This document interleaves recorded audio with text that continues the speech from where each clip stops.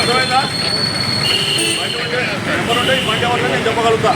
బండి లేకపోతే ఎవరు చెప్తావు? చెప్పగలుగుతావా?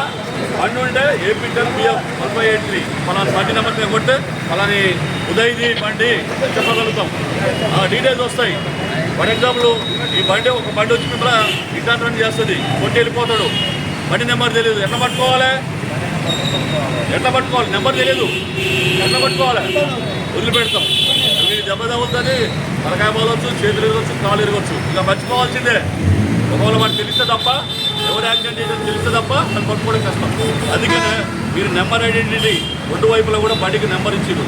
ఇది ఆర్టీఏ వాళ్ళు డిసైడ్ చేసి గవర్నమెంట్ నుంచి ఈజీఐపీ ఆ నెంబర్ని ఖచ్చితంగా ధరించాలి. నెంబర్ ప్లేట్ వేపిస్తే ఆ నెంబర్ ప్లేట్ మీద మేము ఐడెంటిఫై చేస్తాం ఫలానా పర్సన్ అని చెప్పి. ఎవరన్నా రాసుకున్నా, ఫోటో తీసుకున్నా వెంబడే మాకు వెంబడే డీటెయిల్స్ వస్తాయి, ఈ వెహికల్ ఎవరనేది.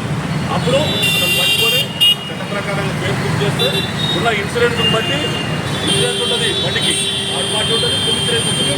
అవతల వ్యక్తికి డబ్బులు అయిన దాన్ని బట్టి ఇన్సూరెన్స్ క్లెయిమ్ చేసుకొని అవతల రక్షించవచ్చు థర్డ్ పార్టీ అయితే. మీరు ఎంత సేవ్ చేసిన లేదు, మీరేం చేయాల్సిన అవసరం లేదు. మీరు ఇన్సూరెన్స్ కట్టుకోవాలి. మీరు ఇన్సూరెన్స్ కట్టుకోవాలంటే ఫస్ట్ అవతలకు సేవ్ చేయాలని ఏం చేయాలి? నెంబర్ ప్లేట్ ఉండాలి. అదే నెంబర్ ప్లేట్ లేకుండా అవతల గుద్దిపోయిన అనుకో మీకు లాస్ ఆలేదా?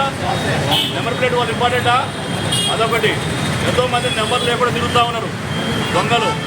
వస్తారు, వడ్డీ దొంగతనం చేస్తాడు, వాడు నెంబర్ ప్లేట్ తీసేస్తాడు, నెంబర్లు కనపడకుండా చేస్తాడు, దొంగతనం చేసుకుంటూ వెళ్ళిపోతాడు. వాడు ఎవరు పట్టుకుంటావు? నేను వాళ్ళు పట్టుకున్నా, నెంబర్ ప్లేట్ లేదు, ఇలా కొడితే నెంబర్ చెప్పినట్టు ఆ చేసిన నెంబర్ ఏదో చూసి రాసుకోవాలి. అప్పుడు ఏం చేయాలి? వాడి నెంబర్ మొబైల్ నెంబర్ ఇస్తాడు, అప్పుడు పట్టుకోగలుగుతాం.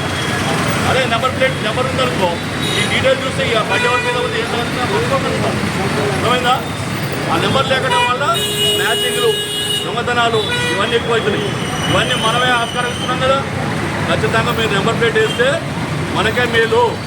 బండి ఐడెంటిఫై చేయొచ్చు, దొంగలను ఐడెంటిఫై చేసుకోవచ్చు, దొంగతనాలు తగ్గించుకోవచ్చు. మూడోది ఇన్సూరెన్స్.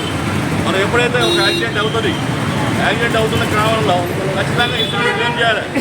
చిన్న మైనర్ ఇంజరీ కావచ్చు, మేజర్ ఇంజరీస్ కావచ్చు, ఫ్రాటల్ ఇంజరీస్ కావచ్చు, 2 వీలర్ కావచ్చు, 3 వీలర్ కావచ్చు, 4 వీలర్ కావచ్చు. మనకు వెహికల్ బట్టి ఆ వెహికల్స్ బట్టి ఆ అవతల వ్యక్తికి జరిగిన దెబ్బలను బట్టి డిసైడ్ చేస్తాం ఇన్సూరెన్స్ ఎంత వస్తుందని. మన తగిన దెబ్బలు బట్టి అవతల వ్యక్తి కానీ గుద్దితే థర్డ్ పార్టీ కింద మనం క్లెయిమ్ చేసుకోవచ్చు.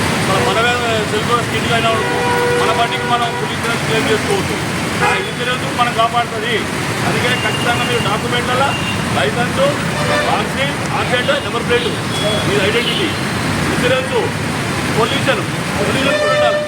పొల్యూషన్ అంటే నీకు బండి ఎంత ఏ లెవెల్ కాదు, పొల్యూషన్ బయటికి ఎలా తీసుకున్నాం.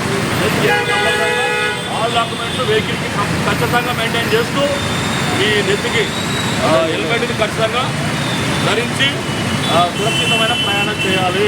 రోడ్డు మీదకి వచ్చినప్పుడు మీరు ఖచ్చితంగా ట్రాఫిక్ రూల్స్ అవేర్నెస్ ప్రోగ్రామ్ ఇలా ఈ నెల మొత్తం ట్రాఫిక్ అవేర్నెస్ ప్రోగ్రామ్స్ ఉన్నాయి నేషనల్ వైడ్గా.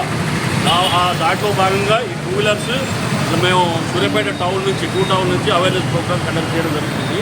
దానివల్ల ప్రతి ఏ విషయం చెప్పినా అవన్నీ మీరు గమనించుకొని మీ ఫ్యూచర్లో మీ వేరే వాళ్ళకి, మీ పిల్లలకైతే చుట్టుపక్కల వాళ్ళకి మీరు చెప్పేటట్టు ఉండాలి. కానీ ట్రాఫిక్ పోలీసులు ఫైల్ వేసారు, పోలీసులు ఫైల్ వేసారు, ఇది కాదు మనకు కావాల్సింది.